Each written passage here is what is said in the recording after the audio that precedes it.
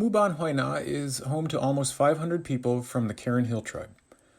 Life typically moves at a much different pace compared to other parts of Thailand and certainly other parts of the world. Like many small farming communities throughout the kingdom, Huai Na has scarcely benefited from broader economic developments that the country as a whole has witnessed in passing decades. From year to year, relatively little changes in the village.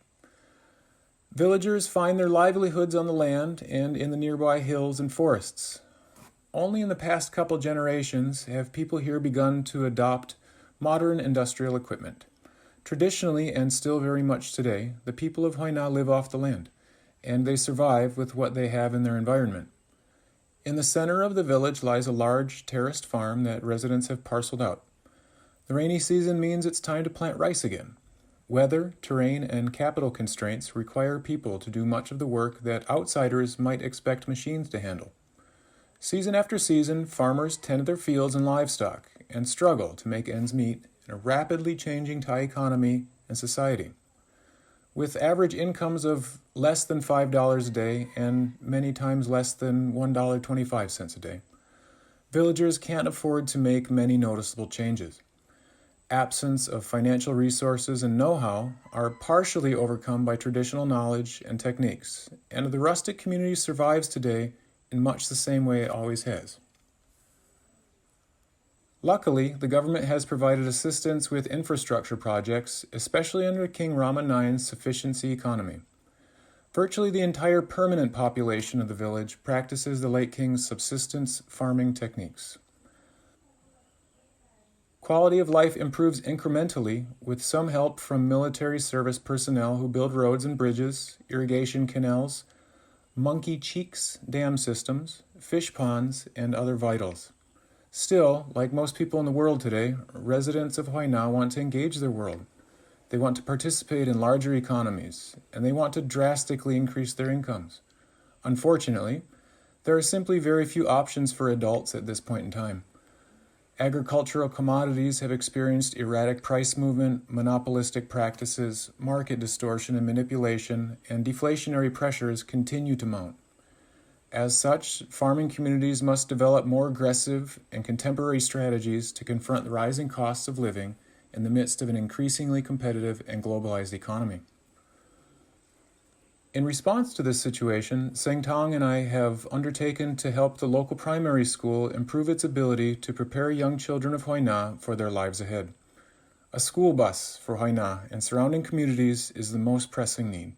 Today, if a student wishes to attend secondary school, which is required by law, that child at 12 to 13 years of age must move away from home because there's no government-sponsored busing. And the 45-minute daily ride through the hills to the secondary school in Kunyum is simply too expensive for parents to afford. There are, of course, untold psychosocial developmental concerns associated with removing children from their homes in such critical years. But without tens of thousands of dollars in support, there simply is not another option. Given that reality, the best thing Seng Tong and I believe we can do presently is provide the students and teachers at the village primary school with tools that can set the kids off in the right path. Each year, during our summer holidays from work, Seng Tong and I return to her home and bring with us some donations for the local school. In recent years, we have had some success in collecting money from our co-workers in Saudi Arabia, where I teach and Seng Tong cooks Thai food in our compound.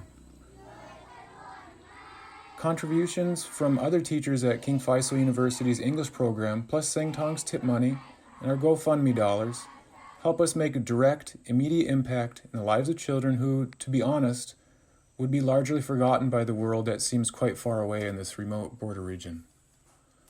The school needs so many different things, and we don't have $100,000 to take care of the larger need. So we focused on STEM, science, technology, engineering, and math, as having the greatest potential to help these students rise in socioeconomic status. By empowering teachers and students with manipulatives, instructional tools, and resources, we hope to inspire these children in their academic pursuits. As an educator walking through the village, seeing the children's faces as we deliver this year's gift, I can't help but feel like it's not enough. But just as some of the students recognize the potential hidden inside of these educational toys and tools, I too have to recognize that it is not too little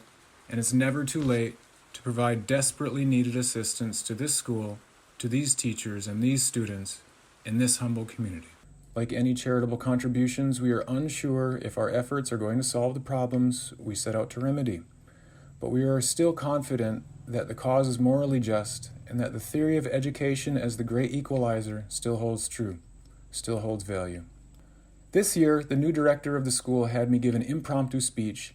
as we made our delivery.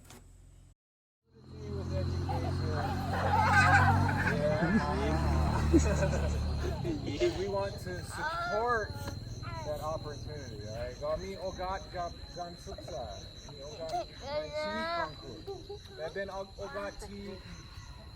ผู้ใดที่ดูไม่มีเป็นโอกาสที่บางคนพ่อแม่ไม่มีถ้ามีการศึกษาคุณจะเปิดประตูคุณโลกถ้าเรียนคณิตศาสตร์วิทยาศาสตร์ก็จะเพิ่มเงินเดือนของคุณแล้วก็จะมีอาชีพดีกว่าแล้วจะช่วยประเทศไทยมากกว่าก็จะเป็น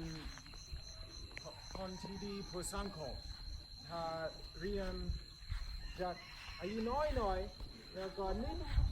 หน่อยมากกว่าทุกปีก็ถ้าเริ่ม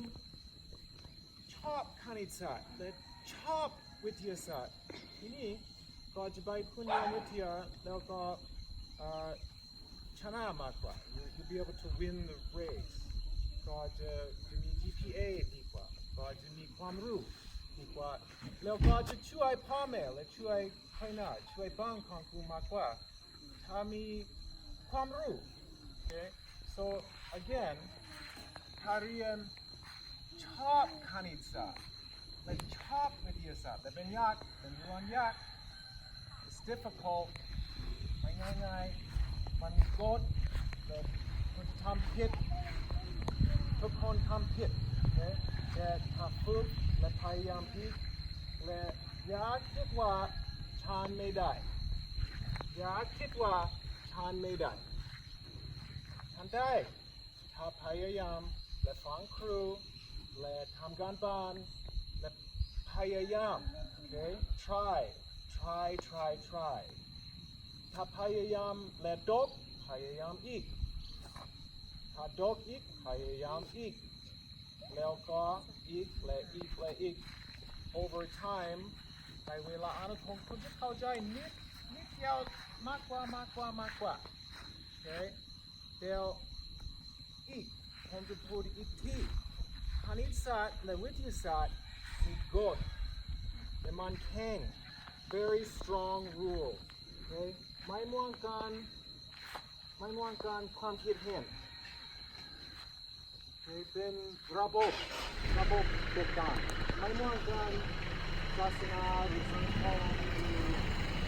ศิลปะเป็นกฎเก่งมากก็เพราะว่าระบบไม่ม่วงกันอาจจะไม่เข้าใจนิดหน่อยอาจจะเด็กน้อยก็มาร้องเรียนบางทีครูจะสอนคุณใช้อุปกรณ์ยังไงสอนคุณใช้ทำวิธีคณิตศาสตร์ยังไงก็ฟังครูและพยายามในใจของคุณ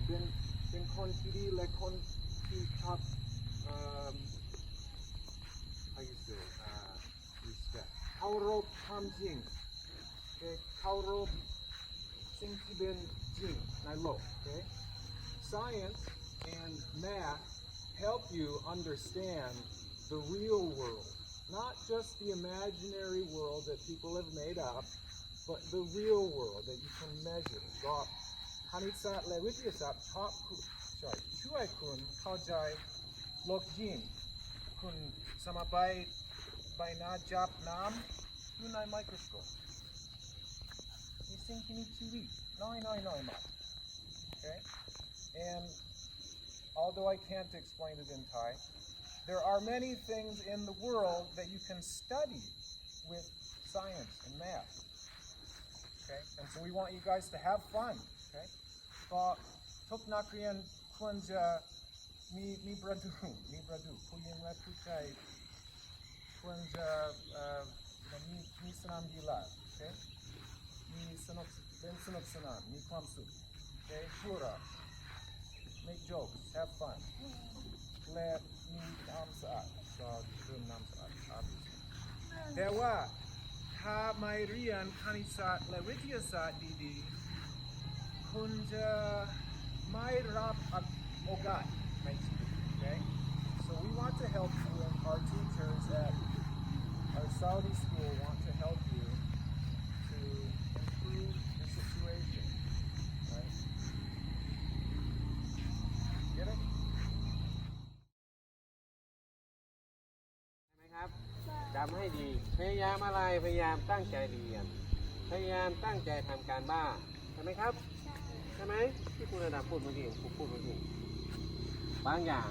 นักเรียนอาจจะยังไม่สื่อสารยังไม่ค่อยเข้าใจนะครับการเล่นเนี่ยวิโก้ฟุตบอลการเรียนได้ออกกำลังกายพัฒนาทักษะเครื่องกรองน้ำนักเรียนได้ดื่มน้ำสะอาดหลังจากนี้ไปเครื่องกรองน้ำเราจะมีหลายตัวนะครับดื่มน้ำที่สะอาดนะครับทุกวันนักเรียนมองเห็นอย่างเงี้ยนักเรียนว่าสะอาดแล้วมันสะอาดแค่ส่วนหนึ่งยังไม่สะอาดสำหรับพอดื่มใช้ได้เรามีเครื่องกรองน้ำมาแล้วนะครับขอเสียงปรบมือให้กับคุณแสงทองกับคุณครูอดามอีกครั้งหนึ่งครับขอบคุณครับของท่านอาจารย์อีกครั้งครับ1 2 3 Okay, thank you.